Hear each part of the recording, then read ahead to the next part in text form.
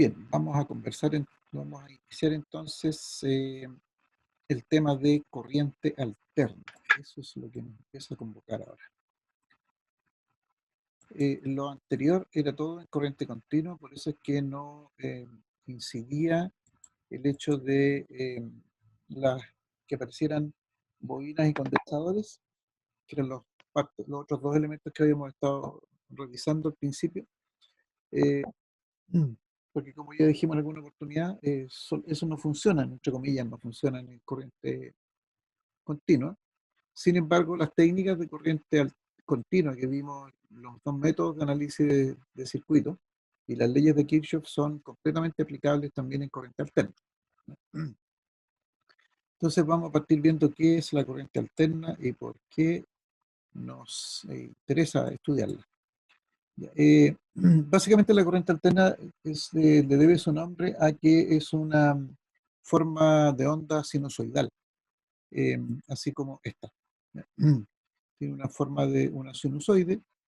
De hecho, eh, podemos encontrar aquí un máximo positivo, un máximo negativo. Eh, Podemos encontrar una velocidad angular. Y entonces esta es la señal que se genera, que se produce cuando se genera corriente alterna en generadores eléctricos. Entonces, ¿cómo funciona esto? Podemos partir en este punto cero. Entonces la onda empieza a crecer hasta que llega a un máximo positivo. Llegando al máximo positivo empieza a decrecer, y así va pasando el tiempo, el ángulo, como se quiera medir. Eh, decrece y sigue decreciendo, pasa a la parte negativa, sigue decreciendo, llega hasta un máximo negativo, eh, y empieza a crecer de nuevo hasta llegar al punto cero. Y este ciclo, así se denomina, este ciclo se repite por el tiempo, ¿ya? Eternamente en el tiempo, mientras esté generándose la señal eléctrica. Entonces aquí tenemos una forma de onda denominada sinusoide, ¿ya? La función es seno.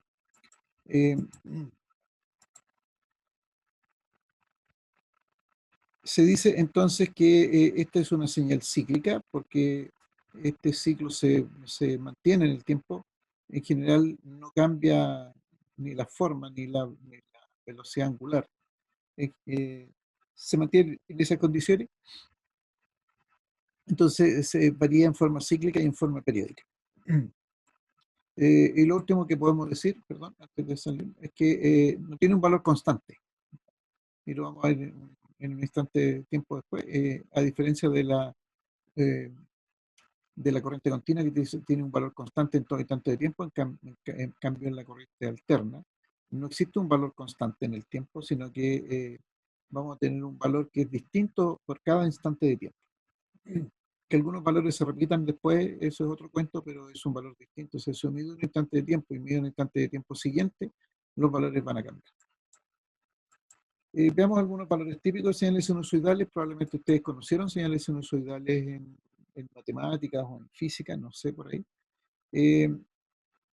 Vamos a definir lo que vamos a denominar como valor instantáneo, que es una magnitud que va a tener que va a tomar la forma de onda, un valor, exclusivamente para algún instante de tiempo. Habitualmente el valor instantáneo lo conocemos con las letras minúsculas, ¿ya? Y vamos a usar nosotros B de voltaje, E también como voltaje, y la letra I minúscula para indicar que es corriente. Entonces estas van a ser funciones del tiempo, E de t, B de t, I de t. Esa es una de las señales que nosotros podemos determinar y calcular en una onda sinusoidal. Después tenemos amplitud peak, que es el valor máximo de la forma de onda, medido a partir de su valor promedio medio, y en este caso lo vamos a denominar por las letras mayúsculas, B sub m, I sub m, voltaje máximo, corriente máxima. Entonces ese es el valor al cual puede llegar la forma de onda. Esto es lo mismo, el valor peak to peak a veces se utiliza, que se denota como P sub pp o E sub pp, que es el valor entre los dos peaks, entre el peak positivo y el valor negativo de la forma de onda. Como habitualmente la forma de onda es una señal sinusoidal o cosinusoidal, y esta tiene su valor 0 está justo en la mitad, entonces el valor peak to peak habitualmente es 2 veces el valor peak. ¿Ya? Y entonces, dado eso, nosotros podemos definir ecuaciones de onda de voltaje y de corriente de esta manera. Entonces, una ecuación de onda de voltaje, un V de t igual a un V máximo por una función seno por omega t, o un I de t, que va a ser un I máximo, por una función seno de omega t, en donde el V de t y el I de t son los valores instantáneos de voltaje o de corriente. El V máximo y el I máximo son los valores máximos de amplitud de voltaje o corriente. Omega es la frecuencia angular, dado en radianes por segundo, es decir, la frecuencia a la que giran, entonces, a la que se mueven estos fasores, que los vamos a definir inmediatamente qué significa que sean fasores, y t el tiempo en segundos que transcurrió desde que decidimos estudiar la señal sinusoidal. Ahora, una señal sinusoidal puede presentar lo que se denomina un ángulo de fase inicial. Y esto como continuo, esto debido a que permanentemente están repitiéndose mientras el generador esté funcionando. Eh, entonces podemos definir ese ángulo de fase inicial, y para ello tomamos como valor inicial un tiempo cero, ¿ya? Y supongamos aquí tenemos nuestra señal sinusoidal, una fuente de energía en corriente alterna, una carga, en que es donde vamos a medir la señal, y un interruptor. Entonces, cuando accionamos el interruptor y cerramos, ahí empezamos a contabilizar el tiempo. No importa que este esté permanentemente funcionando, sino que nos interesa cuando nosotros empecemos a mirar lo que sucede aquí en la carga. Y por ello, nosotros podríamos encontrar tres situaciones: que en el momento de empezar a estudiar la señal o cerrar el interruptor, la señal esté cruzando justo por el eje en cero, y cruzando el eje en cero significa que está cruzando desde el semiciclo negativo hacia el primer semiciclo positivo. Entonces, a ese nosotros le vamos a llamar, a ese instante, a ese cruce, le vamos a llamar cruce por cero. Fíjense que, si bien es cierto, podemos tener en esta parte aquí, justo en el eje, donde está el origen, ahí tenemos la parte que cambia del semiciclo negativo al semiciclo positivo. A este de aquí le llamamos el cruce por cero. Y igual vamos a tener aquí un cambio desde el semiciclo positivo al semiciclo negativo, ¿ya? A ese no le colocamos nombre. Y nuevamente el cruce por cero va a estar aquí cuando cambia de semiciclo negativo a positivo, ¿ya? Porque nosotros asumimos que la señal parte ahí, en ese punto. Entonces, si nosotros justo en el momento en que empezamos a mirar la señal, está en ese instante cruzando, haciendo el cruce por cero, es decir, cambiando del lado negativo al lado positivo, entonces ese le vamos a llamar el cruce por cero. En ese caso, entonces, nuestra señal va a ser E de t, si es un voltaje, y máximo seno de omega t. Pero no es la única situación que podemos encontrarnos. Puede ser que en el momento que nosotros empecemos a estudiar, es decir, cerremos el interruptor, eh, la señal antes ya cruzó por cero. Cruzó por cero un ángulo beta, un instante de tiempo que le podemos llamar beta. Entonces, lo que nosotros vamos a ver en el momento que le empecemos a estudiar es que la señal ya está un poco crecida. ¿Se fijan? Está aquí con algún valor, no está justo en cero. Entonces, en este caso, la forma de trabajarla, de conocer la señal, es E de t, un I máximo seno de omega t, más un ángulo beta, que va a ser ese ángulo beta ahí, que lo vamos a poder determinar en algún momento. Y la última situación es que cuando nosotros empezamos a estudiar la señal, todavía no hace el cruce por cero. Y el cruce por cero lo puede hacer en un ángulo beta de tiempo después. Entonces, en este caso, vamos a tener que la señal es E de t, E máximo seno omega t menos un beta, ¿ya? Porque aquí le falta todavía para cruzar, y aquí cruzó antes. Como cruzó antes, le sumamos el. Entonces podemos encontrar la señal en cualquiera de estas tres situaciones. Lo ideal es encontrarla justo en el momento del cruce por cero, pero eso es muy difícil, ¿ya? Así que podemos estudiarla de cualquiera de estas tres maneras. Entonces, ese ángulo beta, aquí tenemos las tres situaciones, más beta y menos beta, a ese ángulo beta en el cual podemos encontrar la forma, le vamos a denominar ángulo de fase inicial o fase de la onda. Si el desplazamiento es hacia la izquierda de la señal, como esta, entonces el ángulo de fase es positivo, o sea, se cruzó antes por cero. Y si el desplazamiento es hacia la derecha, es decir, cruza después por cero, entonces el ángulo de fase es menos en la ecuación. Entonces con eso vamos a estar trabajando. Y nosotros vamos a reconocer ahora que el E, y lo podemos escribir en términos de mayúscula, o sea, esta es la forma general, ¿no es cierto? Y, perdón, aquí me faltó algo que no lo tengo anotado.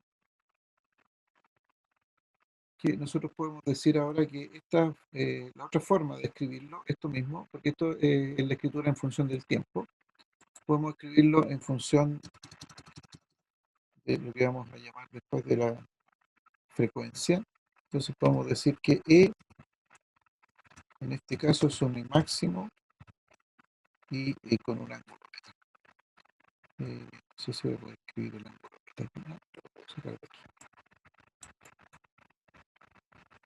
No copio, lo pego aquí.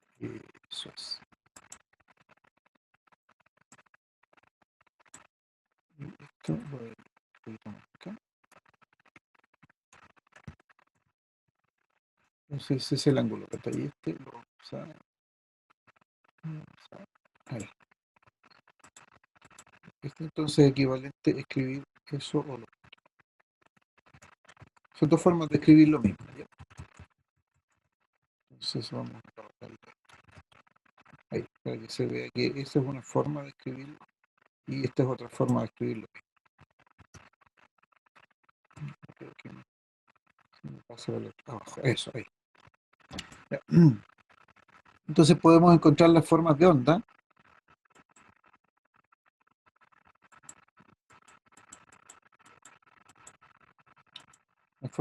de esta manera, con un E máximo seno de omega t más beta, o un voltaje B o E ser igual a un E máximo con un ángulo, y en rigor esto es más menos beta. Yo había puesto ahí más menos beta en estricto rigor. Entonces, este beta que está aquí, o este mismo beta que está acá, es entonces el ángulo de fase. Que quede bien. Vamos a colocarle ahí el más menos beta.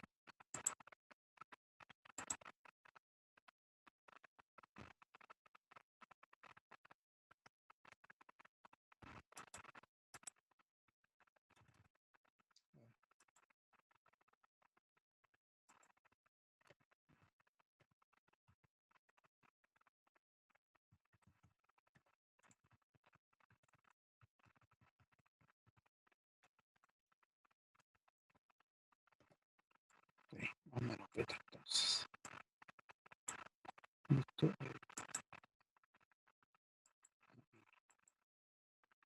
Ahí estamos. Esa entonces sería la forma.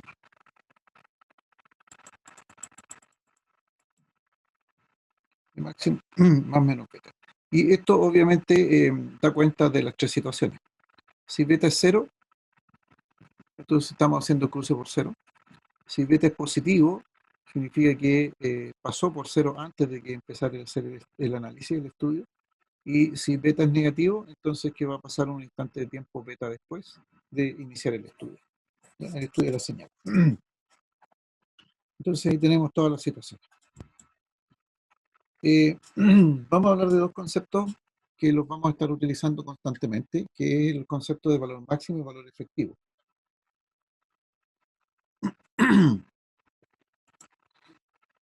Eh, esto va a partir de lo siguiente: debido a que la corriente alterna es una aplicación de las señales sinusoidales, entonces en cualquier circuito eléctrico nosotros podemos distinguir distintos tipos de voltaje y corriente, y de entre ellos los dos más típicos son los voltajes o corrientes máximos y los voltajes o corrientes efectivos.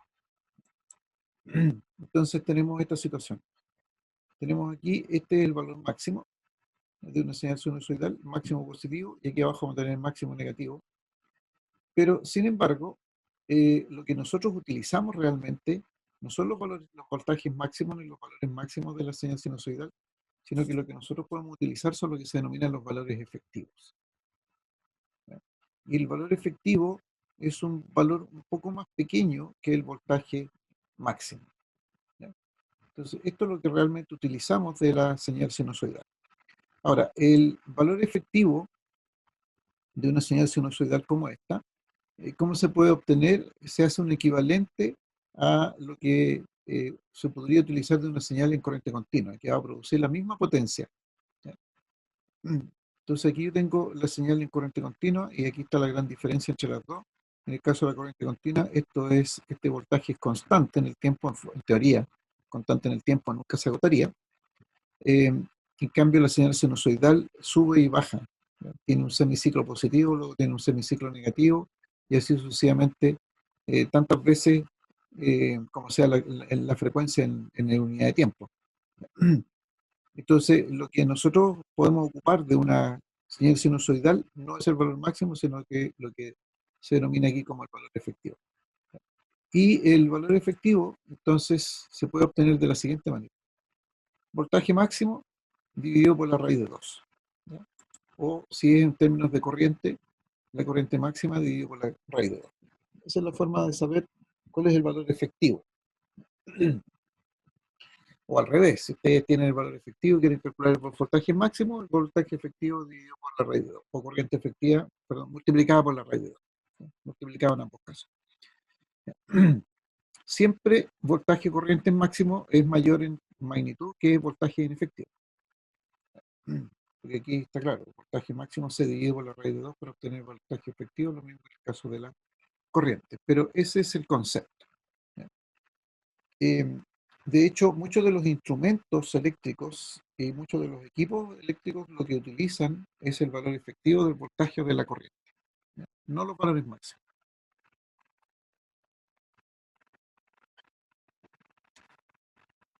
Bien, sigamos. Vamos a ver el concepto de fasor. Estos son los conceptos básicos. Un fasor es un número complejo que va a representar una magnitud y la fase o el ángulo de fase inicial de una señal sinusoidal. Ahora, esta es una transformación que se hace desde el dominio del tiempo como función sinusoidal al dominio de lo que nosotros llamamos la frecuencia, y de ahí salen los fasores. Eh, y esa expresión en el dominio de la frecuencia tiene entonces la información sobre la magnitud y la fase, lo que escribí hace un ratito.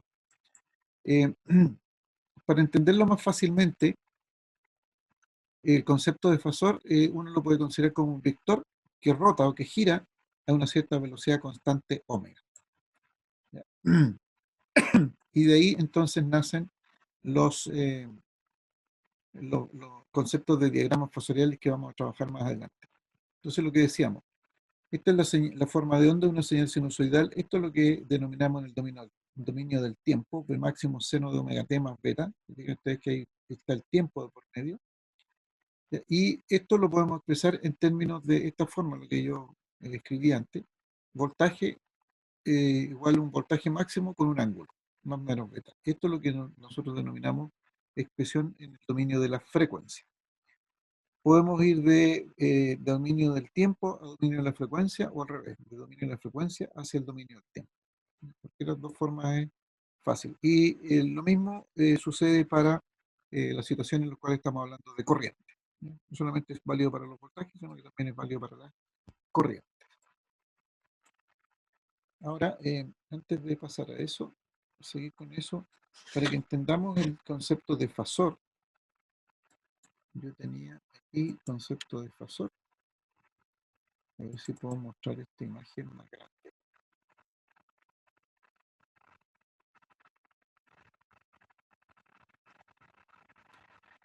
Aquí hay un fasor, fíjense, y esto es lo que sucede, por eso es que uno piensa en cómo se genera una señal sinusoidal. Imagínense que este es un vector que tiene una magnitud específica que no cambia y que tiene un ángulo, pero que está rotando. Por lo tanto, al rotar, el ángulo va cambiando en este círculo. Eh, entonces, a medida que va cambiando, en función de ese ángulo, yo puedo ir mirándolo en un diagrama temporal. Este es el diagrama temporal. Entonces, se fijan que parte en cero, empieza hasta un máximo, baja a cero, sigue hasta un máximo negativo y sigue su ciclo. Entonces, ese es el concepto de generación en corriente alterna, así se considera este concepto. Y además, esto es lo que se denomina un fasor. Es decir, un fasor es un vector que está girando en el tiempo en forma permanente y que nadie lo va a tener. Ese es el concepto de fasor. Entonces, es un vector en movimiento y la velocidad a la que gira, ustedes se fijan la velocidad a la que gira, tiene que ser constante en todo instante de tiempo. Y esa velocidad a la que gira es omega. Entonces, siempre va a girar a la misma velocidad. Ahora, el hecho de que gire a la misma velocidad y yo tenga otro que gire a la misma velocidad también, me permite compararlo. Eso lo vamos a ver a continuación. Entonces, este es el concepto de fasor. Volvemos a la presentación. Ahora, como podemos determinar en una función sinusoidal su ángulo de fase, entonces yo podría comparar dos o más señales y podría ver si ambas están en lo que se denomina en fase o si están desfasadas. Entonces, para poder hacer eso, lo primero que tengo que hacer es que ambas señales tienen que estar girando a la misma velocidad, ¿ya? La misma velocidad angular. En otras palabras, no se puede comparar dos señales para ver si están en fase o desfasadas si estas giran a una velocidad angular distinta. A ver, aquí yo normalmente pongo el siguiente ejemplo. Es como si ustedes toman una rueda de bicicleta y pintan dos rayos de la bicicleta. Entonces, y si hacen girar ahora la rueda, eh, los rayos van a girar a la misma velocidad. Entonces, si van a girar a la misma velocidad, ahí yo puedo comparar sus ángulos y puedo saber si están en fase o si están en desfase. Entonces, sobre esa base yo puedo decir lo siguiente. Dos señales van a estar en fase si sus ángulos de fase inicial son iguales. Es decir, aquí, por ejemplo, en esta primera figura, yo tengo que estas dos señales tienen el ángulo de fase inicial cero, ¿ya? Porque los dos parten en cero, los dos llegan a un máximo positivo, las dos cruzan por cero de nuevo, pero ahora hacia el lado negativo. Luego llegan a un máximo negativo ambas y aquí hacen el cruce por cero de nuevo. Aquí está el cruce por cero y siguen el ciclo. Entonces, ambas señales eh, tienen el mismo ángulo de fase inicial que es cero. Para estos efectos, cero. Entonces, como están girando a la misma velocidad angular, entonces se va a producir permanentemente esta señal sinusoidal. Eh, Tenía otro dibujito que aquí.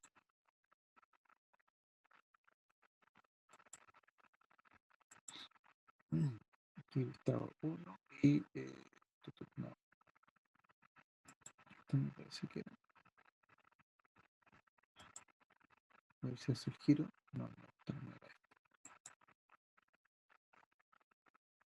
Ese es de 3, ese es de 3. He encontrado una.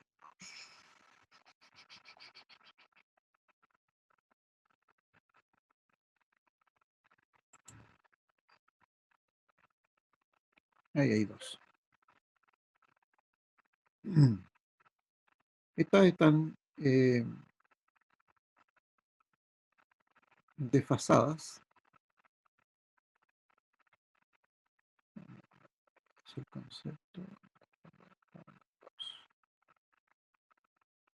No, todas las otras están desfasadas. Me parecía haber encontrado una de dos. Claro. Mira esta. Ya, el otro concepto, y vamos a mirar ese de nuevo. Entonces, ese es el primer concepto de que ambas están en fase. ¿Por qué no encontré en fase? Intentar desfasar.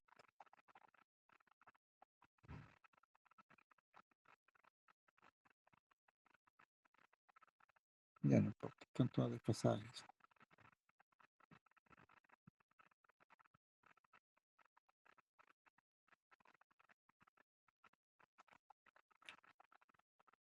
No, están todas desfasadas. Parecía que había visto una en fase, pero no importa. Bueno, Entonces el otro concepto es, aquí, el otro concepto es que las señales están desfasadas. ¿Ya? Y dos señales van a estar desfasadas si sus ángulos de fase son inicial, son diferentes. Entonces, ahí estamos hablando de que las señales están desfasadas, como en este caso aquí. En este caso aquí, la señal que está en rojo tiene un ángulo de fase inicial de 90 grados, en cambio la que está en azul tiene un ángulo de fase inicial de 0 grados. Entonces, esta de 0, igual que las dos anteriores, parte en 0, cruza justo por 0 y entonces hace este ciclo. En cambio, la otra señal en rojo, cuando la empezamos a estudiar, ya está en los 90 grados. Entonces hace esto y por lo tanto entre las dos señales tenemos 90 grados de desfase.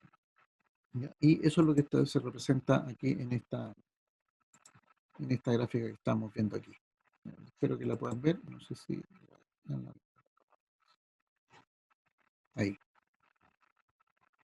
¿Ya? Entonces ahí están desfasadas las señales. Ahora, fíjense que como la velocidad angular de los dos casos es la misma, fíjense, entonces el desfase permanece independientemente del instante de tiempo en que yo las pueda mirar.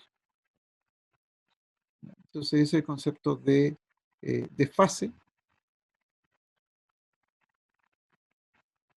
entre dos señales.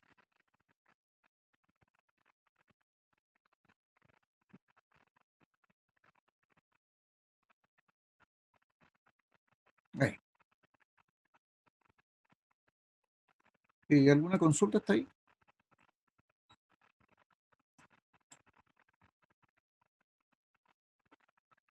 Bien, lo último que vamos a ver respecto de estas señales, porque vamos a trabajar bastante con estas señales, es el otro concepto de condición de atraso o adelanto de una señal respecto de la otra. Entonces, y este concepto de adelanto o atraso se va a producir cuando tenemos más de una señal. ¿Ya? Una señal no puede estar ni atrasada ni adelantada porque se mide siempre respecto de otra. ¿Ya? Entonces, siempre respecto de cualquier otra señal podemos decir está adelantada respecto de esa otra señal o bien puede estar retrasada respecto de la otra señal. ¿Ya? Aquí en este caso, por ejemplo, estamos viendo tres señales, B1, B2 y B3. Eh, las tres son sinusoidales, pero fíjense que hay una, por ejemplo, aquí se pueden establecer estas siguientes condiciones. La primera condición es decir que la señal B3 está adelantada, parte antes, ¿se fijan? Es el cruce por cero antes que las otras dos, antes que B2 y B1. La otra forma de compararla es poder decir, ¿sabe qué? B2, la señal B2, parte después que B3, o sea, está atrasada respecto de B3, pero está adelantada respecto de B1. O alguien también podría decir, mire, ¿sabe qué? Yo me voy a parar en B1 y yo veo que B1 está atrasada respecto de B3 y B2. ¿Por qué? Porque B3 y B2 parten primero en este cruce por cero, digamos así. Entonces va a depender de qué forma la mire para poder decidir si una señal está adelantada o atrasada. Ahora, estas señales, ¿cómo las llevo al diagrama fasorial? Entonces, de esta manera. Entonces puedo decir aquí, la señal, esta es en magnitud, las tres son iguales, porque las tres llegan a su máximo positivo en la misma al mismo valor, y el máximo negativo es el mismo valor también. Luego, la longitud de los fasores tiene que ser igual, aunque aquí pareciera no ser igual, pero digamos que es una ilusión óptica. Y podemos tener un ángulo alfa, que sería este de aquí, entre B2 y B3, y un ángulo beta entre B2 y B1, o en el ángulo cero. Entonces aquí yo puedo decir que B3 adelanta a B2 en un ángulo alfa, B2 adelanta a B1 en un ángulo beta, porque lo estoy mirando aquí en este punto. Entonces en este punto veo cómo van circulando. Y les tomo una foto nomás. Tengo una foto del movimiento. O también puedo decir que B3 está adelantado respecto de B1 en un ángulo alfa más beta. ¿Ya? O también puedo decir que B2 está retrasado respecto de B3, ¿ya? O B2 está en atraso respecto de B3 en un ángulo alfa, pero B2 está en adelanto respecto de B1 en un ángulo beta. ¿Ya? Entonces son distintas formas de poder hablar acerca de las señales sinusoidales. En este caso, de lo que estábamos mirando aquí, por ejemplo, aquí las dos, si miramos una sola de ellas, si ustedes se fijan, el ángulo entre ellas no cambia. Entonces, ¿cuándo puedo decir que una está en adelanto o en atraso? Por ejemplo, me paro aquí en el eje X igual cero, digamos, aquí, perdón, en el eje X. Entonces observo cuál de las dos señales pasa primero por el eje X. Y en ese caso, aquí pasó la azul y un instante de tiempo después pasó la roja. Entonces yo puedo decir que la señal en azul está adelantada, porque pasa primero, en un cierto ángulo beta respecto de la señal en rojo. Y eso es permanente. Pero alguien también podría decir, no, yo me quiero parar en la señal roja y veo que la señal roja está atrasada respecto de la señal azul en un ángulo beta. Fíjense, prácticamente 90 grados también. Y aunque se aumente la velocidad angular, como parece aquí, que está un poco aumentada la velocidad angular, el ángulo entre ellas se mantiene constante. Entonces, en cualquier instante de tiempo que yo tome una fotografía y diga cómo están, las quiera analizar por una señal fotográfica, entonces voy a hacer que estas se detengan, digamos, para estos efectos. Y el ángulo, puedo medir ese ángulo de desfase. Hay distintas formas de poder medir el ángulo de desfase. Entonces, estas señales están en desfase y ahí uno puede definir qué pasa de una respecto de la otra. Aquí yo digo, azul está adelantada respecto a la roja, o bien puedo decir, roja está en atraso, en este caso acá estoy mirando este lado. Roja está en atraso respecto de la señal en azul. ¿Ya? Y aquí las cambiaron, no sé por qué las cambiaron los valores.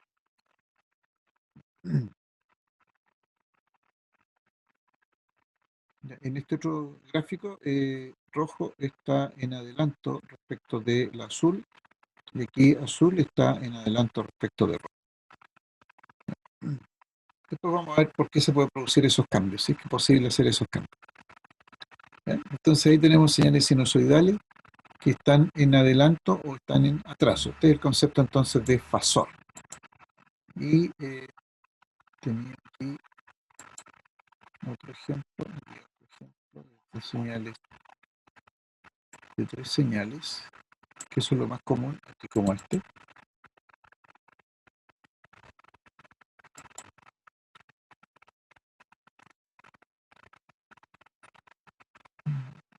Ese es uno, y ahí están las dos, y aquí están las tres señales. Por ejemplo, aquí están las tres señales, aquí vemos las tres señales. Entonces ahí podemos sacar nuestras conclusiones de quién va en adelanto, quién va en atraso, etcétera. Es para ver si me han entendido la idea. ¿Qué me pueden decir de estas señales? La azul, la verde y la roja. ¿Cómo están? ¿Quién está adelantado respecto a quién? ¿Quién está atrasado respecto a quién?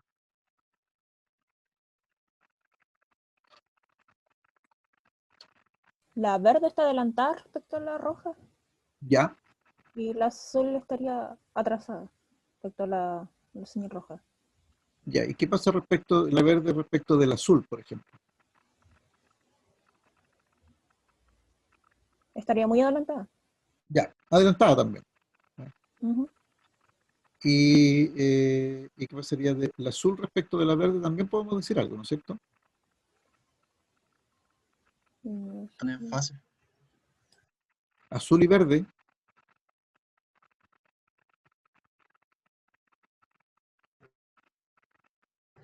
¿Y fase o no? No, no, no, pero mírenla cuando pasa por este eje, por ejemplo. ¿Quién pasa primero? ¿El azul o la verde? Ahí pasó la verde y ahora pasó la azul.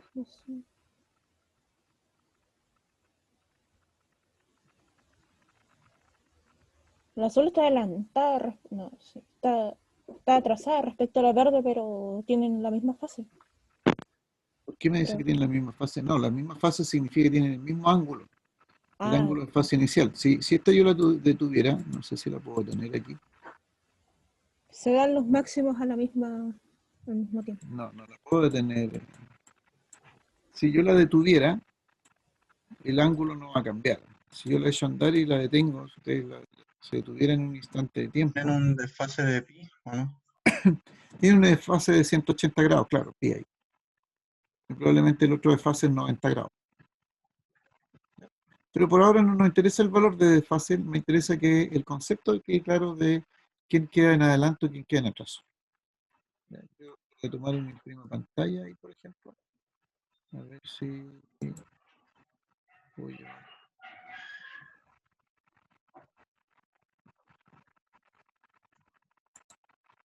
Aquí, por ejemplo. Se fijan, aquí yo tomé una impresión de la pantalla en un instante de tiempo cualquiera. Entonces lo que quiero es aumentar esto. Entonces se fijan que quedaron en esa posición. Entonces el ángulo entre las fasores, entre el fasor verde, el rojo y el azul, siempre es el mismo, no cambia. ¿Por qué no va a cambiar? Porque los tres están girando a la misma velocidad. Si uno de ellos girara a una velocidad distinta, entonces yo no puedo decir que están, uno está en adelanto respecto del otro, porque al ser diferentes las velocidades, uno puede empezar a quedar muy atrás respecto de las otras. En otras palabras, el otro pasa en el círculo, digamos, si este es un circuito de una carrera, yo lo puedo ver aquí, el rojo podría llegar a pasar una segunda vez antes de que vuelva a pasar el azul, por decir algo. Entonces, para poder compararlas y saber quién está en adelanto respecto de quién, necesariamente tienen que girar a la misma velocidad angular. En otras palabras, señales sinusoidales que giren a velocidades angulares distintas no son comparables para estos efectos, porque son cosas distintas. No vamos a guardar. Bien. Entonces ahí tenemos el concepto de fasor.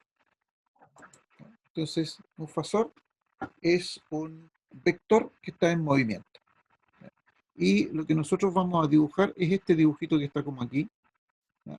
Que le vamos a denominar diagrama fasorial, porque es un diagrama de fasores, no un diagrama vectorial, que sería un diagrama de vectores. Vectores es un elemento que queda fijo en los ejes. Pero para estos efectos nosotros esto está girando. Lo que hemos hecho aquí es tomarle una fotografía, ¿ya? Y los encontramos en esta posición. Y como sabemos que los tres giran a las mismas velocidades, entonces podemos sacar esas conclusiones de quién adelanta, quién atrasa, quién y cuánto. Y por esa razón colocamos aquí esta flecha curva que nos indica el sentido del giro, ¿ya? Omega, perdón, el sentido del giro, la velocidad angular, que siempre va a ser omega, y colocamos un ojito para decir que lo miramos desde este punto y no de otro. Ahora, podemos mirarlo desde el eje, podemos mirarlo de cualquier parte dentro del círculo, siempre vamos a ver la misma situación. Consultas hasta ahí. Entonces, fíjense, haciendo un resumen. En corriente alterna, primero tenemos cambios de positivos a negativos y negativos a positivos. Es lo que nosotros vamos a denominar un ciclo completo, que además nos da una frecuencia que no lo mencioné. Un ciclo, primero, ese ciclo es repetitivo, y por eso se llaman cíclicas. Los fasores que implican una señal sinusoidal no cambian en su magnitud. El máximo siempre va a ser el mismo. Va a aumentar o va a disminuir hasta llegar al máximo producto del ángulo, del giro, digamos, de la función sinusoidal. Siempre va a estar entre un máximo positivo y un máximo negativo, y siempre se van a ir alternando un semiciclo positivo y un semiciclo negativo. Voy a mostrar aquí, por ejemplo. Siempre un semiciclo positivo y luego un semiciclo negativo. Luego otro semiciclo positivo, otro semiciclo negativo, y dos semiciclos van a conformar entonces un ciclo. En el caso nuestro, la frecuencia en corriente alterna que nosotros tenemos en nuestro domicilio, en nuestro país, es de 50 ciclos por segundo. Es decir, esta señal sinusoidal se repite 50 veces en un segundo en el caso de nuestra red. Es decir, si ustedes se conectan a cualquier enchufe en su casa o encienden cualquier luz, esa corriente y ese voltaje que tienen ustedes va a estar oscilando aquí en 50 ciclos de estos por segundo. Cada segundo van a tener 50 de estos ciclos. Y si se corta la luz, se apagan y lo vuelven a encender, la velocidad se mantiene. ¿Ya? Los 50 ciclos se mantienen permanentemente en el tiempo. Eso es una condición que no impone la ley que a las empresas generadoras tienen que generar en 50 ciclos por segundo. Una pequeña variacióncilla es menor, pero son 50 ciclos por segundo lo que debiésemos tener siempre.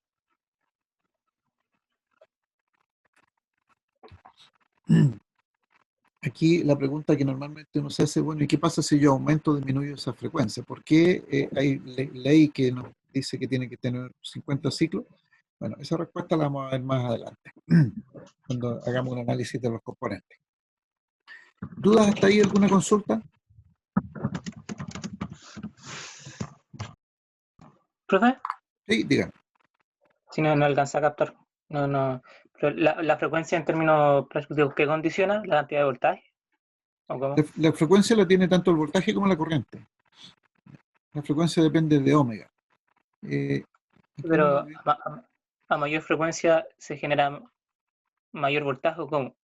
No, no, En no, no, términos no, de utilidad, ¿o no? no, no. La frecuencia no tiene ninguna relación con las magnitudes. Son cosas distintas. La frecuencia está asociada al ómega, a la velocidad de giro. La frecuencia solamente está asociada a la velocidad de giro, nada más. El valor máximo o el valor mínimo no están relacionados con la frecuencia directamente. Entonces, si ustedes aumentan, por ejemplo, esta frecuencia, lo que pueden hacer es aumentar la velocidad de giro y por lo tanto una relación que vamos a ver en un ratito más, que tiene que ver con la frecuencia con la que nosotros, digamos, hacemos el dibujo de esto. A ver, creo que se veía más práctico aquí, en el otro que veíamos antes de 2.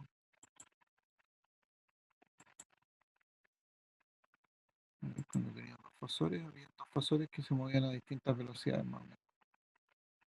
Este parece que era.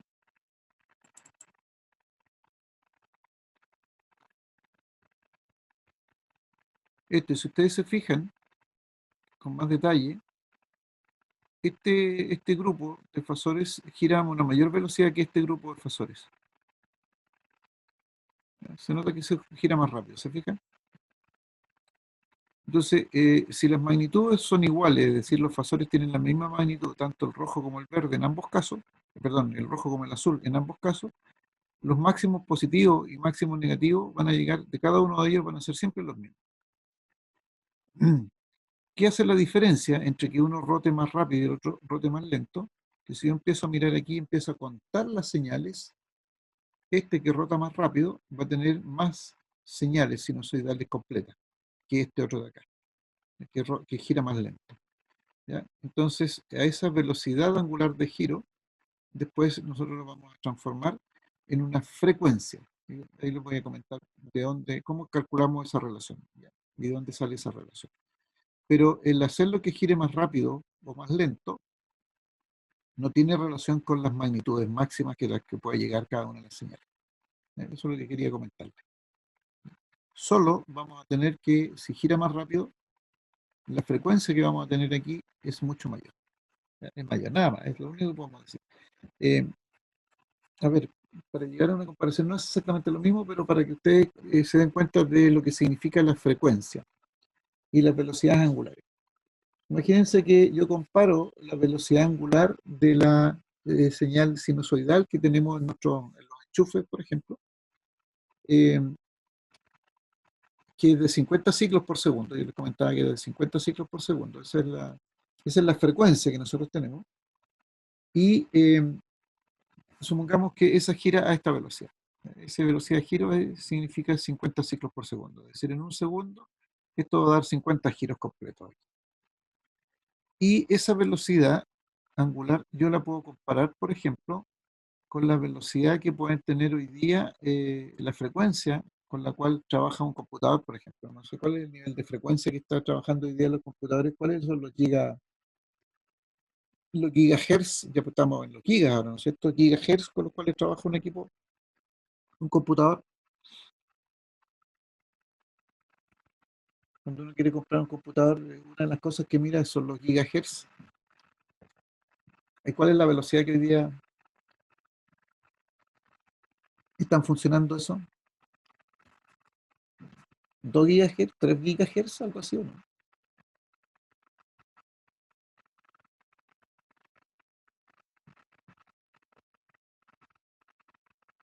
supongamos 2 gigahertz, significa que ese 2 gigas es, son millones, porque el mega es millón, el giga es 1000 millones. Entonces, si nosotros comparásemos dos vectores que están girando, uno a 50 ciclos por segundo y otro a la velocidad de un computador, que sería como de millones, obviamente el computador está girando muchísimo más rápido que los fasores de una señal sinusoidal en un enchufe. Eso es un poco para tener idea de cuáles son las diferencias de frecuencia, pero denme un par de minutos y ahí les voy a explicar cómo pasamos de esta velocidad angular a la frecuencia. ¿Qué es eso? ¿Cuál es la relación entre el movimiento este que está haciendo aquí el giro, lo más lento o más rápido del giro, y el número de ciclos que se va a generar aquí? Porque eso están relacionados. Entonces sigamos un poquito más adelante. Nosotros nos vamos a dedicar, en primer lugar, para poder trabajar con corrientes con corriente alterna. Lo primero que vamos a ver es cómo es la respuesta de los tres elementos pasivos que ya conocimos: resistencia, bobina y condensadores, o resistencia, inductancia y capacitancia, así les denominamos. Resistencia, inductancia y capacitancia. ¿Cuál es la respuesta que tienen a una corriente alterna? Para ello, lo que nosotros vamos a decir es que si tenemos el elemento pasivo y le aplicamos una señal sinusoidal de entrada, que puede ser un voltaje, entonces el elemento pasivo va a responder con una corriente, lo mismo que habíamos dicho antes. No hay ninguna novedad lo que estamos haciendo en este cuadrito. Si nosotros lo excitamos con una corriente, entonces el elemento pasivo ahora va a responder con un voltaje. Entonces lo que nos vamos a dedicar a ver ahora en estos minutos es cuál es la respuesta de los distintos elementos pasivos a estas señales sinusoidales o corrientes alternas. Entonces, lo primero que vamos a ver es cuál es la respuesta de una resistencia a una corriente alterna. Para ello, nosotros vamos a tener aquí una resistencia a la cual le vamos a aplicar una señal sinusoidal, cosinusoidal en este caso. Entonces le vamos a aplicar una corriente de la forma I coseno de omega t más beta a esta resistencia. Esa es la forma de onda de la señal de corriente. Entonces, cuando le aplicamos una corriente a la resistencia, esta responde con un voltaje, que le vamos a llamar V sub R. Y ese voltaje V sub R obedece a la ley de Ohm. Es decir, el voltaje en la resistencia va a estar dado por el producto del valor de la resistencia por la corriente que circula por ella. Ahora, como la corriente tiene esta forma la corriente tiene la forma I coseno omega t más beta, entonces al hacer el producto de esta constante, que es el valor de la resistencia, por esta señal sinusoidal, que es la corriente, entonces el voltaje pasa a ser de la forma R por I por el coseno de omega t más beta. Y si ustedes se fijan, la señal de corriente tiene la función coseno omega t más beta, y la señal de voltaje tiene como respuesta coseno de omega t más beta. Es decir, no hay cambios entre esta señal de entrada, digamos, y la señal de salida. Entonces, como no hay cambios, nosotros podemos decir que si dibujamos estas dos señales, tanto la corriente como el voltaje, vamos a tener la corriente en azul aquí y el voltaje en rojo. Va a tener exactamente la misma forma de onda, y la única diferencia va a ser es que va a tener una amplitud mayor cuando lleguen a los máximos de amplitud, los máximos positivos y los máximos negativos. Eso siempre y cuando R sea mayor que 1. Porque si R es menor que 1, pero mayor que 0, está entre 0 y 1, esta situación va a cambiar porque el máximo va a ser un poco menor. Pero es un tema de valor de la resistencia. ¿Ya? Es decir, no cambia la forma de onda en ninguno de los dos casos, ¿ya? Tanto para la señal de entrada como para la señal de salida. Por lo tanto, de acuerdo a eso, nosotros podemos decir que en una resistencia, voltaje y corriente están en fase. ¿Ya? Y por lo tanto, podemos dibujar su señal, digamos, su diagrama fasorial de esta manera. ¿Ya? La corriente I, que es la de entrada, venía con un ángulo beta, porque este es el ángulo beta. ¿ya? Positivo, este es nuestro ángulo beta positivo. Entonces pasa por una resistencia, la resistencia responde con un voltaje, y ese voltaje tiene exactamente la misma fase, o el mismo ángulo de fase inicial, va a tener el mismo ángulo de fase inicial que la corriente. Entonces van a estar girando como juntitas ahí. Entonces, cuando crezca B sub R, va a crecer la corriente. Cuando disminuya la corriente, B sub R también va a disminuir. Cuando lleguen a los máximos positivos, los dos llegan al mismo tiempo al máximo negativo, los dos llegan al mismo tiempo al máximo negativo. Los dos cruzan por cero al mismo tiempo. Van ahí juntitos. Esto es como en la rueda de bicicleta, pintar el mismo rayo dos veces. Las dos señales irían exactamente igual. Eso entonces podemos denominar que es las señales están en fase, eso es, debido a que el voltaje y la resistencia, perdón, el voltaje y la corriente están relacionados mediante la ley de Ohm, y la ley de Ohm es una expresión lineal. No hay diferencia entre ellos. Ese es el primer caso. El segundo caso que vamos a ver es que qué va a suceder cuando le apliquemos a una bobina o una inductancia es el nombre más apropiado. Cuando le aplicamos a una inductancia, le aplicamos una señal sinusoidal o una corriente alterna. Entonces, tenemos aquí la inductancia, que le llamamos L, y aplicamos una corriente alterna. Entonces, toda vez que nosotros le aplicamos una corriente alterna a una inductancia, esta va a responder con un voltaje. Y ese voltaje le vamos a llamar B sub L. Ahora, nosotros habíamos visto hace tiempo que la relación voltaje-corriente en una inductancia tenía esta forma. B sub L igual a un L por un dI de T. Es decir, es una señal, la respuesta es una ecuación diferencial, una derivada. Entonces, resulta que esta corriente I tiene ahora la forma I coseno omega t más beta. Entonces, al ser de la forma I coseno omega t más beta, la derivada de esa corriente ya no es cero. Y de hecho la derivada toma forma al ser coseno, perdón, la derivada toma la forma seno. Y aparecen otros valores además. Entonces vamos a tener que, cuando yo tengo una señal coseno omega t más beta, y para poder compararlas, tengo que dejar las dos funciones en términos de coseno. Pero resulta que al derivar el coseno, la señal B sub L toma un valor seno. Y para poder compatibilizarlas, para que ambas sean coseno, entonces se le agregan 90 grados porque hay una diferencia de 90 grados entre el seno y el coseno. Entonces resulta que el voltaje, ahora en la bobina, expresado en términos de coseno, ya que es coseno la señal que le pusimos a la corriente, entonces la forma de onda va a ser ahora omega L por I, por el coseno de omega t más beta. Fíjense que hasta ahí es lo mismo, en ambos casos es lo mismo, pero se agrega ahora más 90 grados producto de poder llevar la función seno, que era el resultado que nos había dado de la derivada, llevarlo a términos de coseno, para poder compararla, si no, no podríamos compararla en rigor. Entonces, ¿qué va a pasar? Que para los mismos instantes de tiempo, mientras una señal toma el valor coseno, como sería, por ejemplo, la corriente en azul aquí, esa sería la forma de onda de la corriente.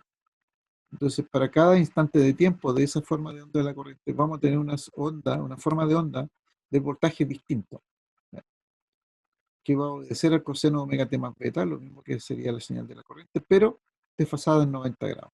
Es decir, cuando este está en cero, va a cruzar hacia la parte negativa, el otro llega al máximo. Cuando hace el cruce por cero, la otra señal llega al mínimo negativo, o al máximo negativo.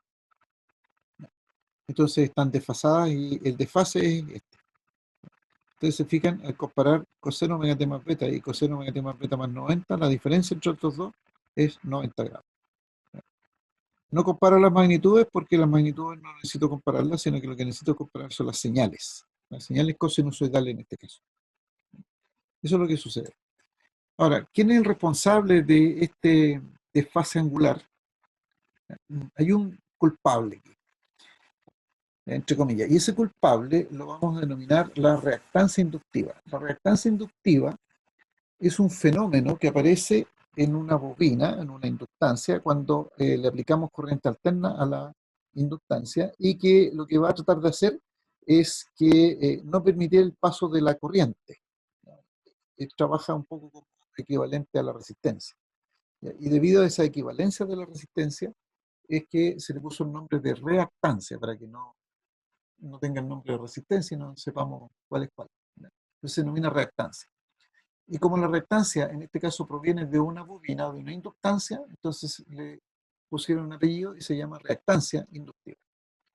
Esa reactancia inductiva, que es el fenómeno este que se opone a la circulación de corriente en la inductancia, producto de esta corriente alterna, se mide en ohm también, porque es similar a una resistencia, se mide en ohm, y va a depender de la frecuencia angular omega a la que gire la corriente. Entonces, y omega es 2πf. Omega vale 2πf. Luego la reactancia inductiva va a ser omega por L, sale de aquí, omega por L, y eso es 2πf por L. En donde este F es el valor de la frecuencia. Y ahí está la relación entre la velocidad angular y la frecuencia. Entonces, a medida que cambiamos el valor de frecuencia, cambia la velocidad angular. O al revés, si cambiamos la velocidad angular, va a cambiar la frecuencia. Por eso es que en el caso que yo les mostraba, si los fasores giran más rápido, la frecuencia es distinta. Y si la frecuencia es distinta o la velocidad angular es distinta, no se pueden comparar. No puedo comparar yo dos señales. Ahora, esta señal sinusoidal XL, fíjense que está dado a 90 grados. Entonces, en el diagrama fasorial, nosotros lo vamos a dibujar de la siguiente manera. Tenemos aquí la corriente que estamos aplicando, que tiene un ángulo beta cualquiera, por eso es que aparece un omega t más beta. Tiene un ángulo beta. Y resulta que como hay 90 grados de diferencia entre las dos funciones, y los 90 grados son positivos, entonces eso significa que el voltaje que va a aparecer en la bobina toda vez que hacemos circular una corriente va a estar a 90 grados adelantado por el signo positivo, va a estar 90 grados adelantado respecto de la corriente. Entonces en una bobina o en una inductancia sucede esto. Si se excita la inductancia con una corriente, la inductancia va a responder con un voltaje, pero ese voltaje va a estar adelantado en 90 grados respecto de la corriente. Y de ese fenómeno da cuenta entonces el resolver esta derivada. Entonces siempre que tengamos nosotros una bobina o una inductancia, entonces el voltaje va a estar adelantado respecto de la corriente en 90 grados si estamos hablando de una inductancia pura. Aquí tendríamos 90 grados entonces entre el vector en rojo, que es el P sub L, y la corriente, que es el vector en azul que tenemos aquí. Entonces este diagrama fasorial nos indica que está girando a una cierta velocidad omega y nosotros lo estamos mirando ahí en un punto fijo.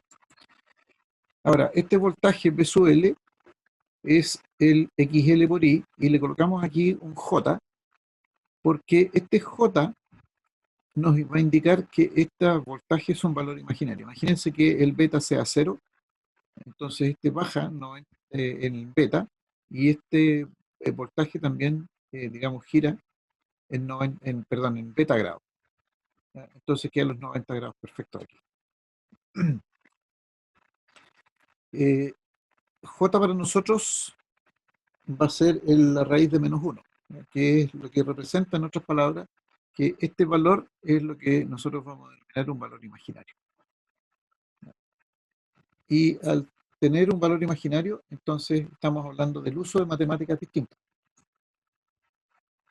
¿Por qué el uso de matemáticas distintas? Porque la forma de poder trabajar estos números, que son números complejos, es con la matemática de los números complejos. Y espero que se acuerden cómo se trabajaba con la matemática de los números complejos, si no hacemos una pequeña recordatorio en algún instante de tiempo. ¿Ya? Entonces, para resumir este fenómeno, y no vamos a discutirle mucho a lo que hace una bobina, una inductancia. Entonces, cuando excitamos una inductancia con una corriente, y la corriente es corriente alterna, entonces la inductancia va a responder con un voltaje, que también va a ser en corriente alterna, pero que va a estar adelantado 90 grados respecto de la señal de corriente. Eso va a ser independiente de la velocidad que tenga la corriente, ¿ya? Independientemente del ómega. Porque de hecho el voltaje va a depender del ómega, ¿ya? Y ómega es 2πf. 2πf es ómega. Y el L, bueno, es el valor de la inductancia. Recuerden esta ecuacióncita, pueden anotarla por ahí en alguna hojita, en su cuadernito. XL igual omega por L. XL entonces se llama reactancia inductiva. Es como una especie de equivalente de resistencia, así entre comillas. Entonces aquí entre comillas reactancia. Y se denomina reactancia inductiva y el L da cuenta de eso, el XL que está aquí, ese L da cuenta de que esta es una reactancia inductiva porque proviene de la L de la inductancia. Por eso es una reactancia inductiva. XL es una reactancia inductiva. Y esta reactancia inductiva siempre va a estar, o sea, va a ser la responsable, en otras palabras, de que este desfase angular entre el voltaje y la corriente de excitación sea de 90 grados positivo. ¿Una consulta está ahí? ¿Alguna consulta está ahí?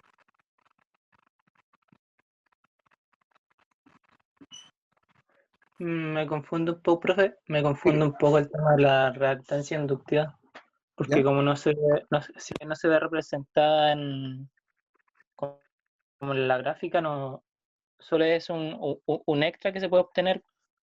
Sí, cuando hagamos un par de ejercicios ahí les va a quedar un poquito más claro de qué hacemos con la reactancia inductiva. ¿Ya? Por ahora, por favor, acéptenme que aparece este XL. ¿Ya? Después lo vamos a ir distinguiendo entre la resistencia y los otros valores que vamos a obtener. ¿Ya? Pero básicamente el fenómeno que produce esta diferencia angular es este efecto de oposición que tiene la inductancia a la circulación de la corriente en una inductancia. Entonces, siempre se va a poner.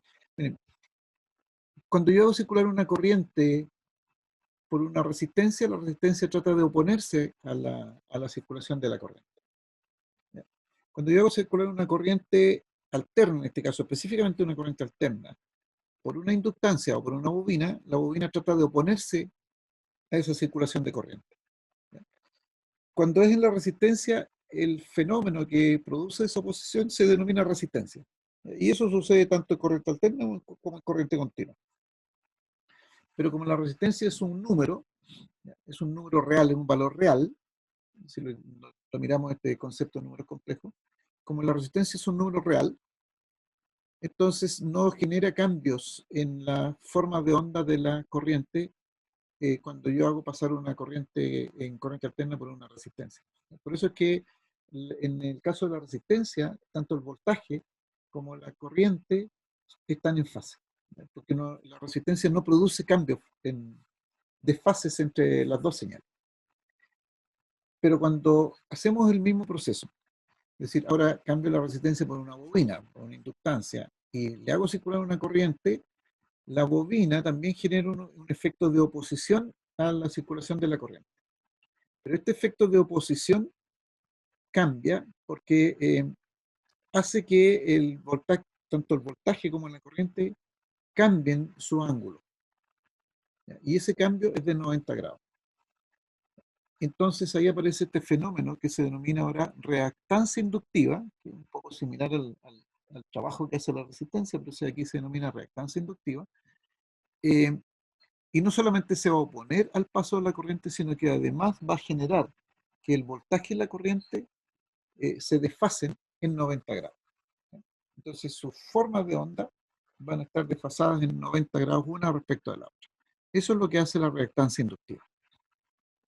¿Ya? Y podemos conocerla. Y ahora, ¿por qué razón aparece el J?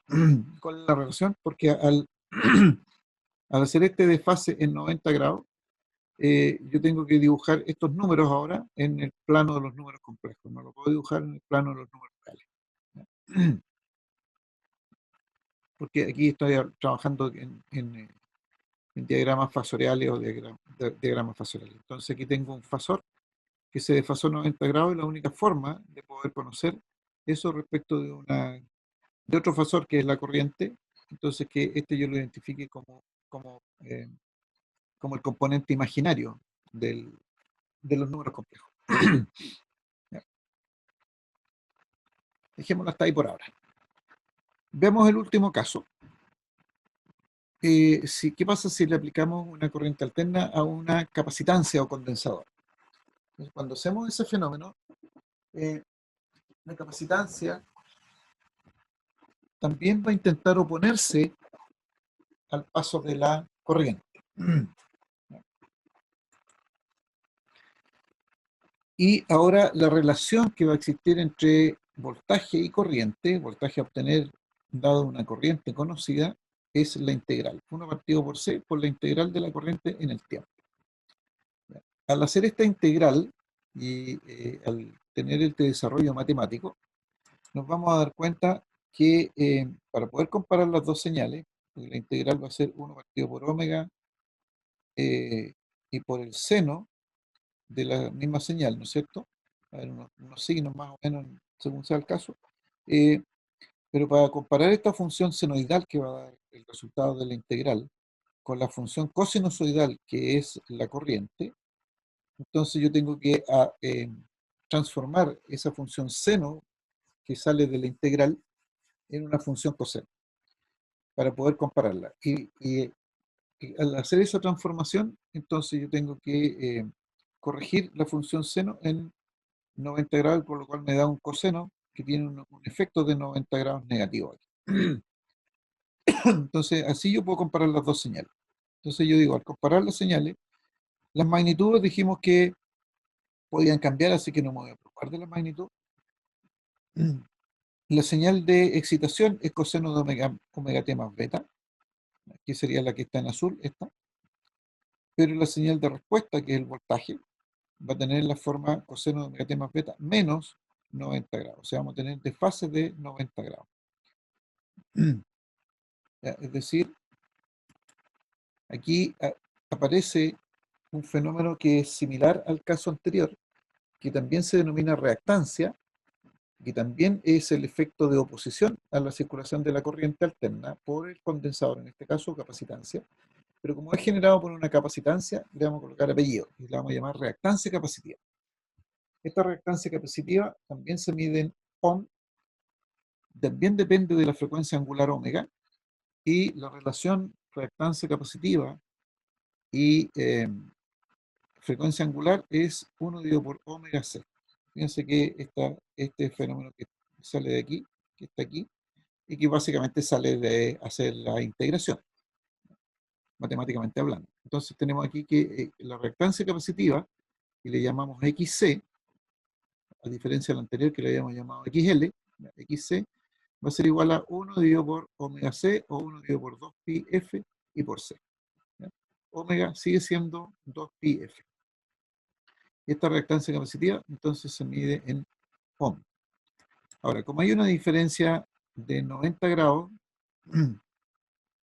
negativos aquí, en este caso, entre reactancia capacitiva y la corriente, entonces aquí se establece un retraso del voltaje en 90 grados respecto de la corriente. Entonces vamos a tener que el voltaje en el condensador o en la capacitancia, que es con el cual va a responder la capacitancia en la circulación de la corriente, y como está retrasado en 90 grados negativos, entonces le llamamos menos J, es decir, decimos este es el componente imaginario negativo, que es un voltaje, y está dado por el XC, o sea, la reactancia capacitiva, multiplicado por la corriente. Entonces el voltaje en el condensador va a estar dado en 90 grados negativos. Ese es el fenómeno que va a suceder entonces en una capacitancia. Si hacemos un resumen y miramos solamente esta primera parte, Entonces aquí está el fenómeno que sucede en cada uno de los casos, entonces, en los casos que hemos estado mirando. Si aplicamos una corriente, por eso dice entrada corriente, si aplicamos una corriente como entrada o excitamos una resistencia con una corriente, el elemento, en este caso la resistencia, va a responder con un voltaje y este voltaje va a estar en fase con la corriente. Este es el primer fenómeno mirado desde el punto de vista de los diagramas fasoriales. Ahora, si aplicamos una corriente alterna en una inductancia, la inductancia va a responder con un voltaje y ese voltaje va a estar desfasado en 90 grados positivos, o sea, va a estar adelantado en 90 grados respecto a esta corriente. Quien genera este adelanto es la reactancia inductiva, el XL. Por último, si aplicamos una corriente a una capacitancia o condensador, entonces el condensador o capacitancia va a responder con un voltaje, que le vamos a llamar B sub C, pero este voltaje va a estar retrasado en 90 grados respecto de la corriente. ¿Quién es el responsable de ese retraso? Es la reactancia capacitiva, el XC. Eso es, hasta ahí tenemos. Yo sé que van a haber muchas dudas hoy día, producto de por qué cuando uno, cuando el otro, pero ya luego vamos a empezar a hacer algunos ejercicios y se van a ir dando cuenta que cómo funciona el fenómeno. Me dice que tengo problemas con internet, que está inestable. Bueno, ese entonces, ¿cómo leemos este cuadrito? Este cuadrito lo vamos a leer mirando lo que dice acá arriba. Entrada corriente y salida de voltaje. Entonces, si entramos una corriente, y por eso colocamos la corriente en el eje X, y miramos en rojo en la salida, que sería el voltaje. Ahora, alguien podría decir, bueno, pero eso sucede cuando excitamos con una corriente. Pero también podríamos hacer lo mismo con un voltaje, ¿no es cierto? Excitarlo con un voltaje, aplicarle un voltaje y mirar la corriente que sale. Entonces, aquí está el caso, resumido, el caso de entrada de un voltaje y salida de una corriente.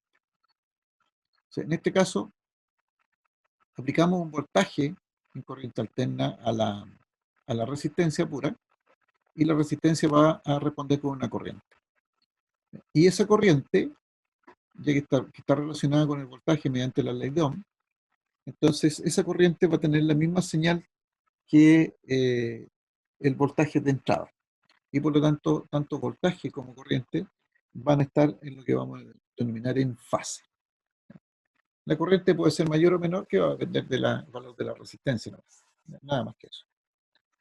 En el caso de una inductancia, si aplicamos un voltaje en una inductancia, un voltaje en corriente alterna me refiero, entonces la inductancia va a responder con una corriente. El voltaje, la inductancia va a responder con una corriente y esa corriente va a estar en atraso respecto del voltaje. Y ese atraso va a estar dado por 90 grados. Ese atraso va a ser justo de 90 grados.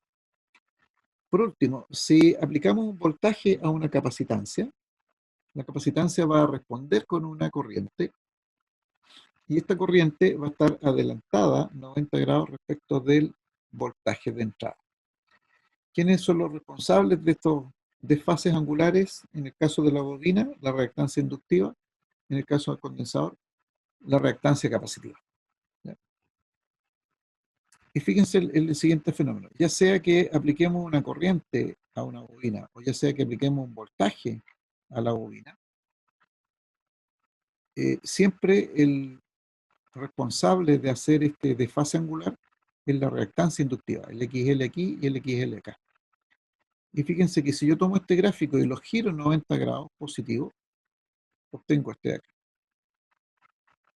¿No?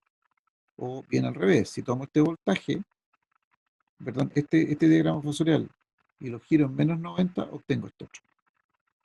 Lo mismo sucede en los condensadores o capacitancias. ¿Ya? Si tomo este gráfico y lo giro en más 90, obtengo el otro gráfico que teníamos acá. O sea, estos gráficos son equivalentes. Fíjense lo que sucede respecto de adelantos o atrasos. En el caso de la resistencia, voltaje y corriente siempre van a ir en fase. ¿Ya? Siempre el voltaje y corriente van a ir en fase. En una bobina o inductancia, siempre el voltaje va a estar adelantado respecto de la corriente. Fíjense, el voltaje adelanta la corriente. Si yo lo miro desde aquí, siempre veo pasar el voltaje primero y luego la corriente. Si lo miro desde aquí, siempre veo que pasa el voltaje primero y luego la corriente. Si es una capacitancia,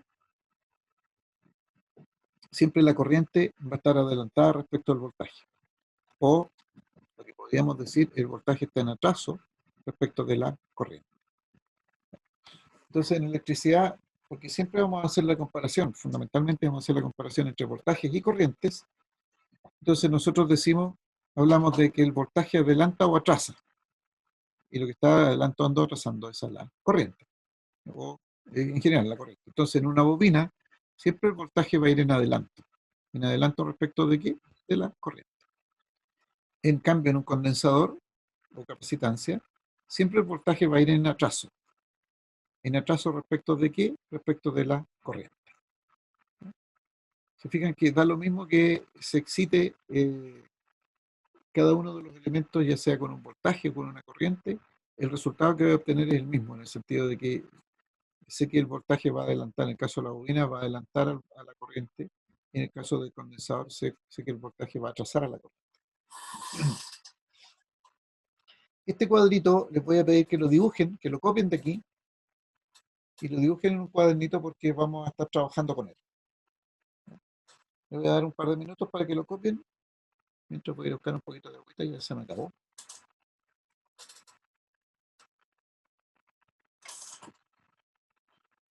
Mientras ustedes lo copian, por favor.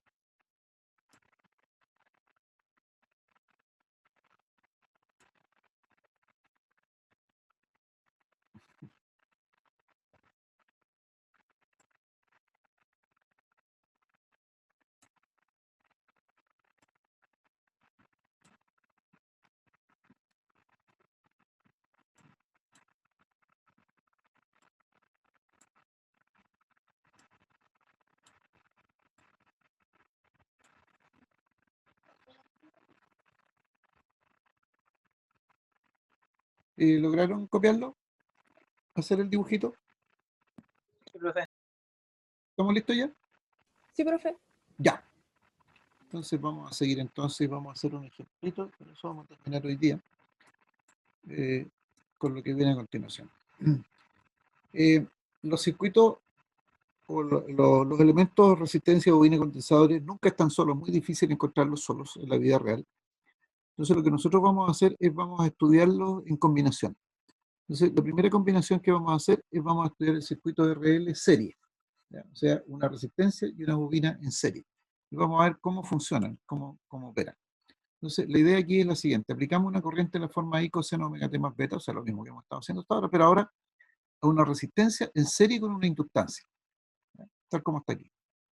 Entonces, fíjense, está el circuito R y L. Nos aplicamos la corriente pasa primero por la resistencia. Al pasar por la resistencia genera un V sub R, un voltaje en la resistencia, por eso tenemos aquí este V sub R. Una vez que genera este voltaje en la resistencia, pasa por la bobina, ¿ya? O por la inductancia L, y cuando pasa por la inductancia L, entonces genera un voltaje en la inductancia V sub L. Le vamos a llamar V sub L. Entonces, V sub R, sabemos nosotros que es I por R, que es la ley de Ohm, y este V sub L, al conocer el XL, lo podemos definir como V sub L igual I por XL, que esto es lo que denominamos en electricidad la ley de Ohm para corriente alterna, porque necesitamos el valor de X sub L. Y X sub L va a tener la forma omega por L o 2pi F por L, ¿ya? Y va a estar dado en ohm, ¿ya? Entonces, los voltajes, tanto en la resistencia como en la bobina, dependen de los valores de las corrientes y dependen de los valores de la resistencia, en este caso, y del XL o la reactancia inductiva, en el caso de la inductancia. Eso es primera medida. Entonces, si nosotros hacemos un eje, y aquí les quiero pedir su colaboración, y que vayan mirando el dibujito. Fíjense que aquí yo voy a ir graficando también. Miren, aquí voy a colocar una corriente I aquí en el eje X, es decir, estoy haciendo que el beta sea cero, en otras palabras, para estos efectos, hago que beta sea cero, y entonces esa es mi corriente de excitación. Y esta corriente entonces pasa por la bobina, perdón, por la resistencia. Entonces la pregunta es, ¿cómo la resistencia responde con un voltaje? ¿Cómo es este voltaje fasorialmente hablando respecto de la corriente? No sé si se entiende la pregunta. ¿Cómo va el voltaje? ¿Va en fase? ¿Va desfasado? ¿Va en fase? Si va Respecto a desfasado, respecto a la resistencia va en fase. va en fase. O sea, muy bien. Por lo tanto, fíjense que entonces yo aquí voy a dibujar ese V sub R aquí en el mismo eje que la corriente. Y esto me indica que tanto corriente como voltaje en la resistencia van en fase. ¿Estamos claros hasta ahí, no es cierto? ¿Alguna duda hasta ahí? Me queda la duda, profe, con el BSUL. Ya, es que todavía no.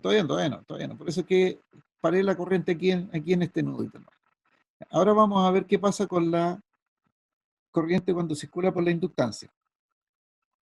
Cuando la corriente circula por la inductancia se genera un V sub L. Entonces miren en el gráfico que acaban de hacer. ¿Dónde debo colocar ese vector V sub L en este gráfico aquí? ¿Cómo debiese dibujar ese vector V sub L? Adelantado con respecto a BSUR y la corriente. Ya, En ya 90 grados. adelantado, ¿en cuánto? En desfase de 90 grados. 90 grados. Muy bien. ¿Ya? Y eso es lo que dice el gráfico, ¿no es cierto? Ustedes hicieron. Entonces lo adelantamos. Ahí estaría adelantado 90 grados. ¿Ya? ¿Me siguen hasta ahí? Ahora, yo digo, me interesa conocer este voltaje total. ¿Qué me dice nuestro amigo Kirchhoff respecto a este voltaje? El amigo Kirchhoff me dice, ¿sabe qué? Este voltaje tiene que ser igual a la suma de V sub R más V sub L. ¿No es cierto? En otras palabras, la suma de esos tres voltajes tiene que ser igual a cero. Entonces yo conozco B sub R y conozco B sub L, si los sumo voy a obtener B total. ¿De acuerdo? Pero resulta que aquí B sub R tiene esta magnitud y esta dirección, o sea, es este fasor, y B sub L tiene este fasor, o sea, están desfasados aquí en 90 grados.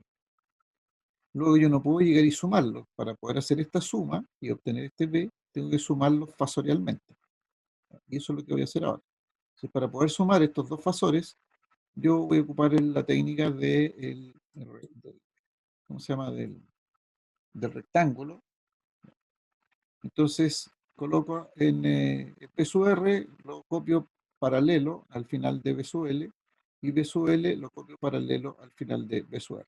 Yo sumo que estos están en paralelo. Perdón. Probablemente estén un poquitito desfasados aquí, pero no importa. ¿Ya? Y entonces trazo una línea entre el origen y el punto de unión de estos dos fasores, y este va a ser el B. ¿No es cierto? Esa forma de sumar fasores ustedes la conocen. Entonces, yo ahora puedo determinar cuánto vale este B. ¿No es cierto? ¿Cómo lo puedo determinar? Bueno, aplicando... perdón, aquí tengo antes de eso. Ya. Aplicando esto. B va a ser igual a B sub R más B sub L, donde estos son fasores. O lo que es lo mismo, como aquí tenemos un ángulo recto, o aquí tenemos un ángulo recto, entonces nuestro amigo Pitágoras nos va a decir, este B lo puede calcular utilizando la raíz cuadrada de B sub L más B sub R. En otras palabras, como el B es la hipotenusa, entonces el voltaje lo puedes hacer haciendo la suma de cada uno de los catetos al cuadrado bajo la raíz. Eso es lo que está haciendo. Además, fíjense en otro fenómeno. Este voltaje B, que es este voltaje total aquí, respecto de esta corriente, tiene un ángulo. Y ese ángulo le vamos a llamar phi. ¿Ya? Se fijan que nace aquí. Ese ángulo puede ser tanto mayor o menor según sea B sub L respecto de B sub R. ¿Ya? Si B sub L y B sub R son iguales, este ángulo es 45 grados. Si B sub L es muchísimo mayor que B sub R, entonces este ángulo va a tender a ser 90 grados. Si B sub L es muchísimo menor respecto de B sub R, este ángulo va a tender a ser 0 grados. ¿Sí? Sin embargo, independientemente de cuánto sean esos valores de B sub L y B sub R, yo puedo obtener este ángulo, el valor de este ángulo. ¿Cómo obtengo el valor de este ángulo? Conocido estos datos.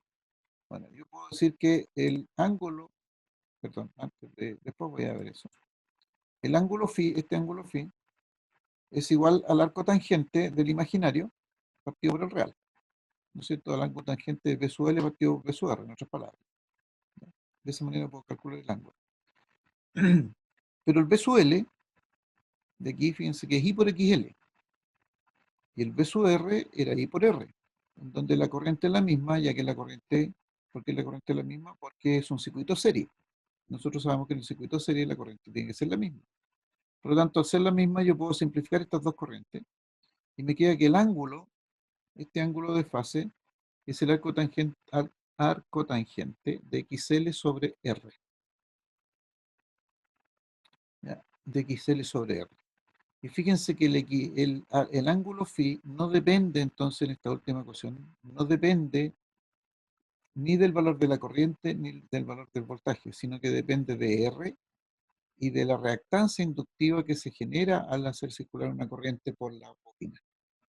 ¿Ya? XL y R se denominan los parámetros del circuito. ¿Ya? XL y R se denominan los parámetros del circuito. Por lo tanto, el ángulo phi va a depender de los parámetros del circuito y es independiente entonces del valor del voltaje y del valor de la corriente. Eso es un dato bastante importante. Aquí apareció otra ecuacióncita que no la expliqué, pero fíjense que si sigamos este desarrollo, el voltaje, este voltaje, entonces yo lo puedo obtener como la raíz cuadrada de B sub L o B sub R cuadrado más B sub L cuadrado. ¿No es cierto? Por el hecho de ser este un ángulo recto. Entonces, yo puedo decir que B sub R es I por R y B sub L I por XL, lo mismo que dije acá abajo.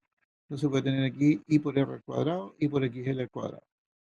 Como la corriente es la misma, entonces yo la puedo sacar de la raíz. ¿Ya? Porque está al cuadrado, me queda entonces I por la raíz cuadrada de R cuadrado más XL cuadrado.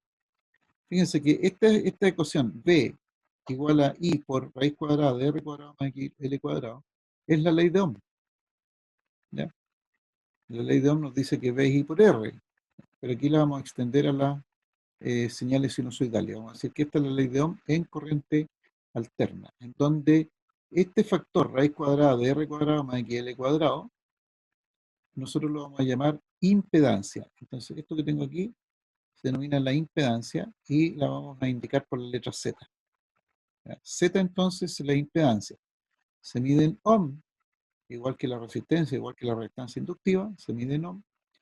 Y va a depender aquí del valor de R y el valor de XL.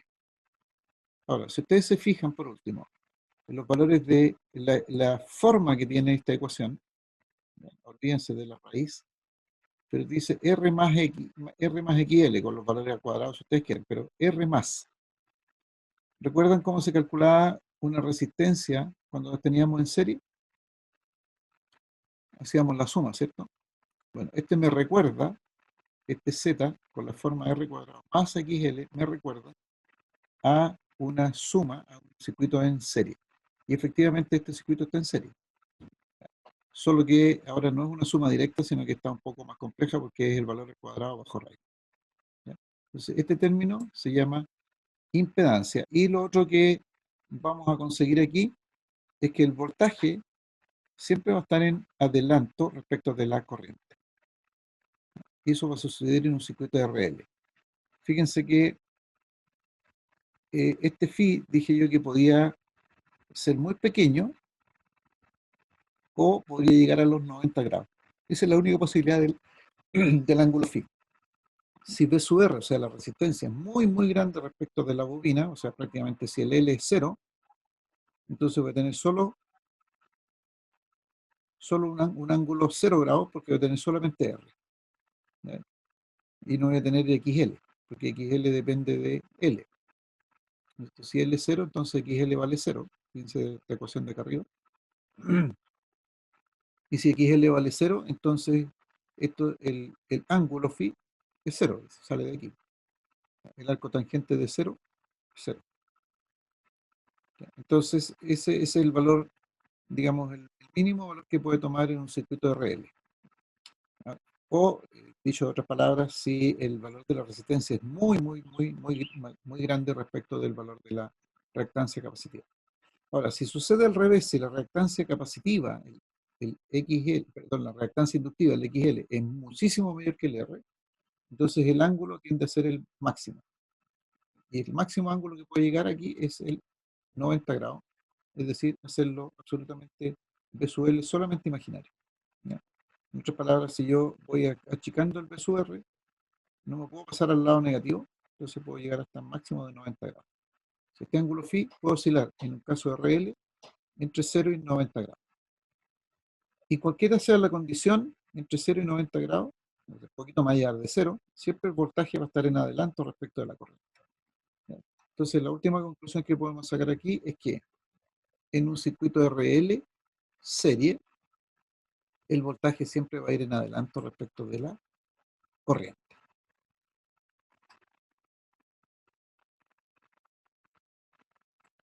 ¿Comentarios?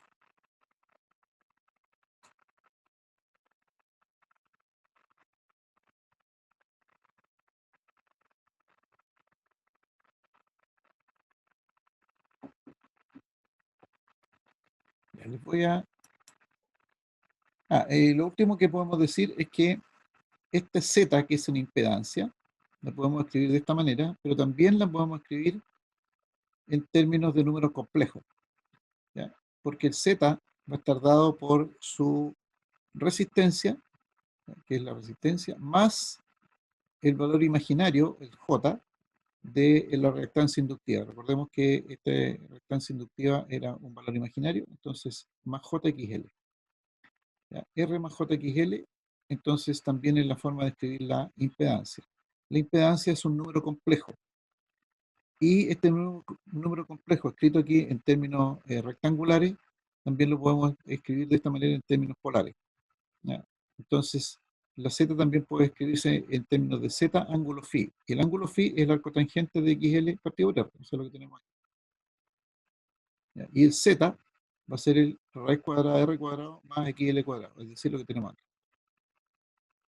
¿Ya? Entonces, si lo sacamos de aquí de la gráfica del diagrama fasorial, podemos obtener el z en módulo y el ángulo, es decir, esta expresión en términos polares, pero lo podemos llevar a términos rectangulares. Que podemos pasar de polar a rectangular, de rectangular a polar, como queramos. Y aquí entonces empezamos a hacer uso de los números complejos.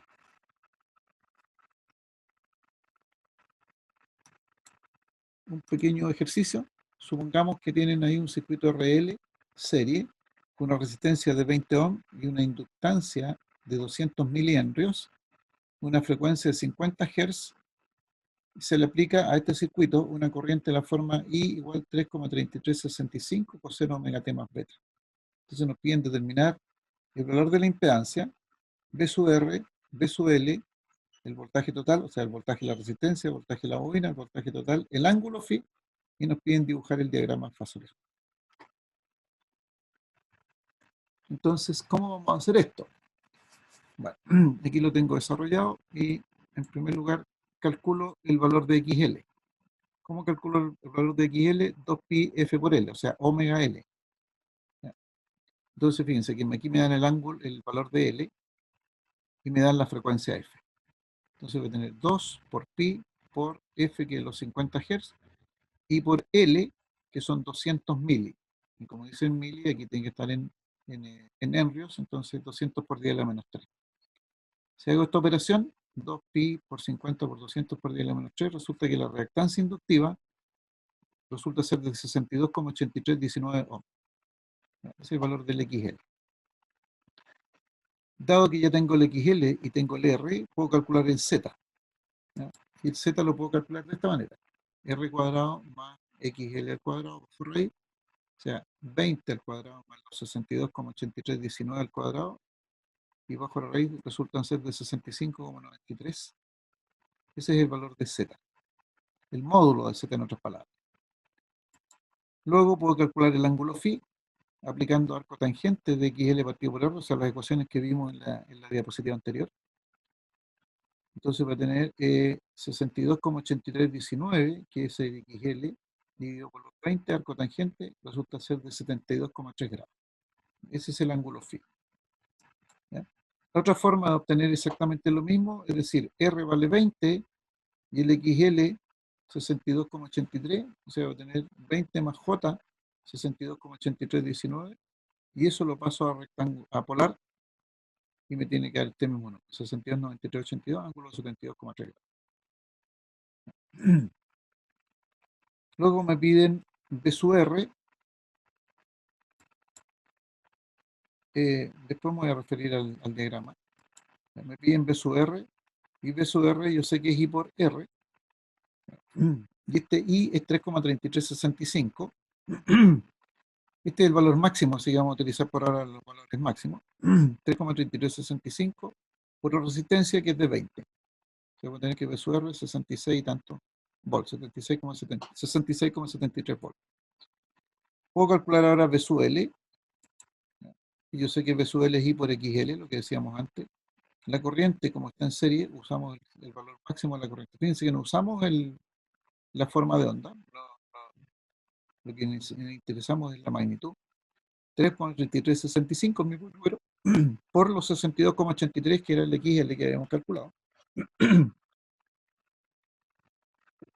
Y resulta ser entonces que el voltaje que se genera en la inductancia producto de esta corriente es de 209,6386 volts.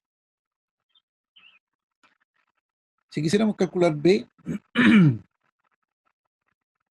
tendríamos que sumar B sub R más B sub L, pero no podemos llegar a sumar 63,7 con 209,6, porque estos no son sumables. Recuerden que este es real, B sub R es real, y B sub L es imaginario. O sea, aquí está lo que acabamos de hacer. Fíjense que si yo hago este diagrama fasorial, asumiendo que la corriente tiene un ángulo beta, entonces dibujo aquí la corriente con un cierto ángulo beta respecto de un eje cualquiera, donde mi eje horizontal es el 0 grado. Entonces aquí tengo peso, o sea, tengo la corriente I, y resulta que este voltaje, que es aquí en magnitud, siempre va a ir en fase con la corriente. Entonces el voltaje V sub R está en fase con la corriente. Y el V sub L siempre va a estar en desfase de 90 grados respecto de la corriente o del voltaje, la resistencia, que es lo mismo. Así que yo voy a tener 90 grados. ¿Ya? Y este es el desfase angular respecto de esta corriente. No del cero. ¿Ya? Cuidado con eso. Entonces, entre estos dos, entre el V sub R y V sub L, siempre vamos a tener 90 grados. Si sumamos esto, y bueno, lo sumamos de acuerdo a las magnitudes, porque aquí esto no está dibujado respecto a las magnitudes, entonces vamos a tener que aquí tenemos el voltaje total, que va a ser la suma V sub L más V sub R, la suma fasorial en este caso, y podemos calcular ese ángulo. ¿Ya? Si esto lo dibujásemos como escala, es decir, V sub L fuese proporcional al valor de V sub R, fíjense que 66,209, casi 3 veces el voltaje de la bobina. Si yo dibujase este grande, casi 3 veces, este ángulo respondería a los 72,3 grados. Entonces, si hacemos la suma la tenemos que hacer de esa manera, entonces alrededor de 220 volts es la suma del voltaje. Y nuevamente podemos decir que el voltaje está en adelanto porque el voltaje va a ser, el ángulo es positivo, luego el voltaje siempre va a estar entre el V sub R y el V sub L. Entonces podemos decir que el voltaje está en adelanto. Ok. Consultas, dudas. Van a haber muchas hoy día. Profe, Ujú. ¿por qué o sea, se puede saber el valor de beta? ¿O Sí, por qué combinación? es que aquí asumimos un beta cualquiera. Da lo mismo el ángulo beta. Pueden colocar 10 grados, ¿ya? Y se va a generar aquí 10 grados en beta. Y ese ángulo va a ser aquí este ángulo aquí también, el mismo. Ah, ya, pero es como arbitrario. Simplemente Claro, para... claro. Lo que Ah, pasa ya. es que no importa tanto porque en definitiva el desfase angular entre el voltaje y la corriente no depende de beta. ¿Se fijan? No depende de beta, porque todo, si yo pongo este ángulo beta aquí, todo el gráfico se gira en beta grado y por lo tanto en lo que interesa, el desfase que interesa es entre el voltaje y la corriente. Y por eso en general no se ponen los valores de beta, pero o si hay valores de beta, mañana podemos hacer un ejercicio dando un valor de beta, yo puedo decir, mire, me da lo mismo cuánto valga beta. Yo, como este eje, estos ejes que están en negro y que los puedo colocar en cualquier parte, entonces yo podría colocar estos ejes aquí en el ángulo beta. Pongo este eje aquí sobre la corriente y me da lo mismo cuánto valga beta, en otras palabras. Pero mañana podemos hacer un ejercicio de eso. ¿Alguna otra consulta?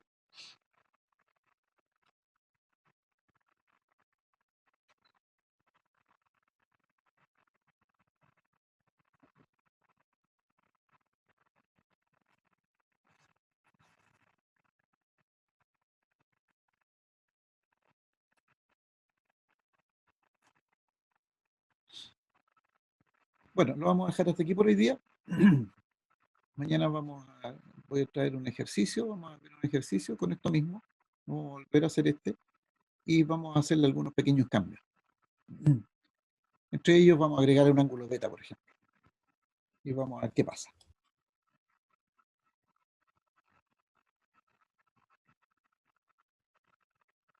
¿Consultas, comentarios, caballeros, señoritas?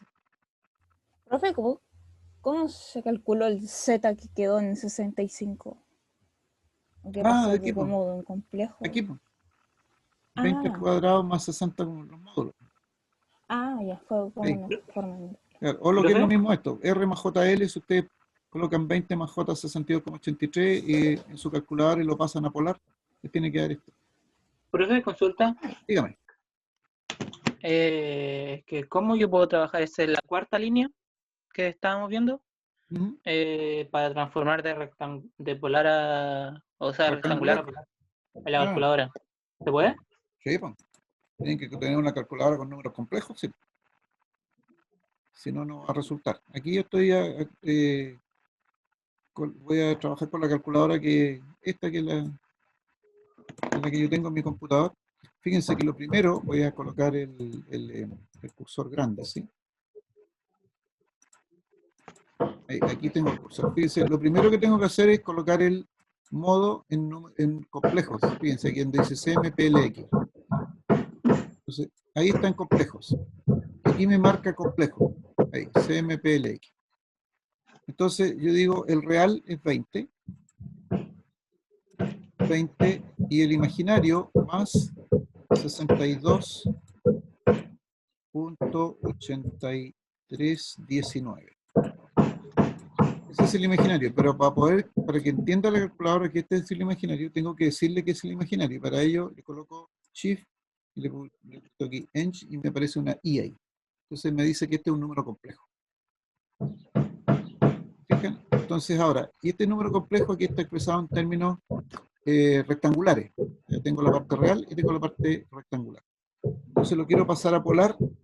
Entonces voy aquí, Shift más, y eso me dice que lo tengo, ahora lo quiero pasar a rectangular.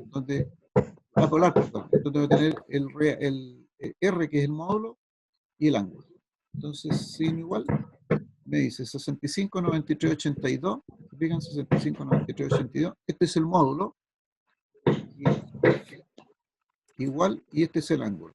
Aquí dice que es el ángulo. Fijan, ahí tiene un poquito que dice ángulo. 72,3 grados. 72,3 grados. Ahí estoy usando la calculadora. Ahora, aquí lo tengo en forma polar. Lo puedo pasar a rectangular. Shift. Ahí. Lo tengo en polar y ahora lo paso a A más BI, que es el rectangular. Ya lo paso a rectangular. Me da 20 el real. Shift igual. 62,8319 el imaginario. Ahí me dice que es el imaginario. Con la letra I. Pero para hacer eso, tienen que tener una calculadora que maneje números complejos, si no, no se puede. O sea, se puede haciendo los cálculos manuales, pero esto lo tiene inmediato. Entonces,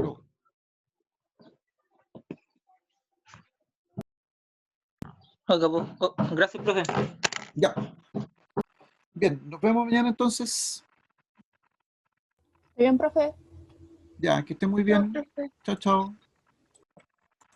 Chao, profe, nos vemos. Chao, nos vemos mañana, que esté muy bien. Cuídense. Chao, profe. Chao, chao.